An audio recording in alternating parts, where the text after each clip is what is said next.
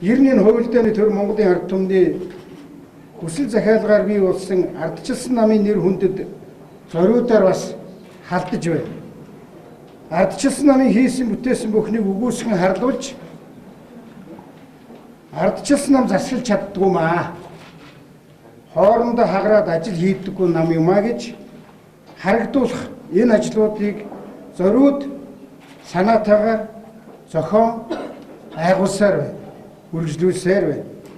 Энэ хувилдаанд нэг хэсэг нь барьцаалагдчихсан байгаа сөрөг хүчин гэж байгаа Монгол ардын нам чимээгүй хин шиг гэтэл баясаа сууж байгааг бас бүү март. Хувилдааны төр бол бүлэглэл үүсгэж энэ хувилдааны төр бол бүлэглэл үүсгэсэн. Хууль хяналтын байгууллагыг бохир зорилгодоо ашигладаг болсон. Цөөхөн хүн бүхий хонглыг энэ хууль хяналтын байгууллагад үүсгэсэн. Тэд таалагдаагүй, барьцаалах боломжгүй, золиослох шаардлагатай хүмүүсээ тэр хонглоороо ямар ч шудраг осны хэмжүүр байхгүйгээр зохиомл хэрэг үүсгэж ялтан хэрэгтэн болгож чадаж байна. Тэд ашиглах гэсэн зарим хүмүүсийнхээ шийдвэр гаргах эрхийг нь сүрдүүлээд барьцаалаад сейфэнд нь хийгээ цоочилдог болсон. Цоочтой сейфэнд чухал шийдвэр гаргагчдын эрх мэдлийг барьцаалсан энэ хувилдагчид Монгол улсын тусгаар тогтнол халдшгүй байдалд аюул замд учруулах хэмжээний эрх мэдэлтэй болж хүссэн шийдвэрээ зоргоороо гаргадаг боллоо. За үүний нэг жишээ бол шинжлэлийн засгийн газрыг хуульдан огцруулж төрийн эрх мэдлийг хууль бусаар авснаас шууд харагдаж байгаамаа. Энэ хувилдагчид ард иргэдийн амьдралд хэрэгтэй бүтээн байгуулалтын ажлуудыг гацааж иргэдийнхээ төлөө ажилласан хүнийг ялтан болгож иргэдийг өрөөр айлгаж зохиомл дуулан шууган үүсгэж хооронд нь талцуулан хагаралдуулж санаатаагаар бүх зүйлсийг эмх цамраагүй байдалд оруулж их толгойн мэдгэдгээ болж байна. Монголын ард түмний баялагийг хуульдан мөлжиж хүчрхэгдсэн бүлэглэл Монгол улсыг маань хувааж эзэмших увайгүй оролдлого хийж байгаад битгий давар гэж хэлэх цаг болжээ. Буруу замаар удаа тавиул буцахтаа шороод хийдэг гэж шаардын зүрхгүй.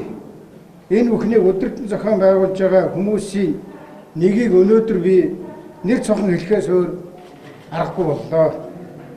Хэдийгээр хүн бүхэн мэдж байгаа ч гэсэн хэнч тэр хүнийг зориглон нэрлэж чаддаггүй. Яагад гэвэл тэр хүмүүсийг үүсгэн байгуулсан шудраг улсын хонглоос айдаг.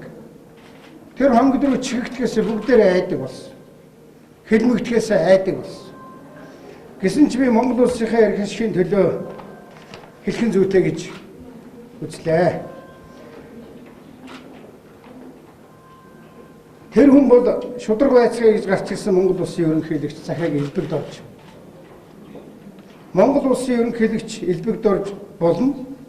Түүнтэй өгсөн хувилдагч төрөөс төрсөн тэр хүндний бүлэглэл энэ мэдгдлийн араас ашиг хонжоогоо хувааж чадахгүй арсалдаж байгаа амин найзуудтайгаа намайг хамаатуулаад авилгатай тэмцэх амаргүй ажил юм аа. Авилгатай тэмцэх амаргүй ажилд маань саад учруулж байгаа мэтэр ард түмнээс тусламж хүсч жүжиглэнэ гэдэгт би их огтгож эргэлзэхгүй байна. Миний өнөөдрийн мэдгдэл амнаас ойр дотлын хүмүүст маань хэдэн аюултай ч гэсэн айх зүйл алгаа. Өөртөө нь өгсөн хөвөлддөггүй. Өөрийнх нь бүлэглэлд ордоггүй. Тийм учраас над руу ирж байсан асар их гүтгэлэг, оромжлол, дарамт шахалт, мухчин дарах ажиллагаа өнөөдрөөс бүр илүү идэвхжин тодорхой. Уулаасаач 2-3 жилийн туршид асар их материалыг илжсэн байгаа. Ардчлалаа хамгаалж үлдэх тэр цаг ирсэн. Ард түмэн айдас талцлаасаа хагц цаг болсон. Авилгачид худлаа ярьж, нөхдөд хорж, намаа бутаргаж, улсаа өөрддөг тэр цаг дууссан. Монголын маань заяа их юм аа. Монгол хүний ухаан уужим хараа хол. Үеийн үед юугаач зориулахад бэлэн эх орончид байдаг учраас Монгол оршдог. Цаашдаж Монгол оршин, үрд оршин тогтнох болно. Шудраг осны төлөөх тэмцэлд ардчилсан намынхаа гишүүд дэмжигчид Монголынхаа түмнийг үрээлж байна. Шудраг осны хямралыг зогсоож, шудраг осыг жинхнээр нь тогтоохын төлөө би эцсээ хүртэл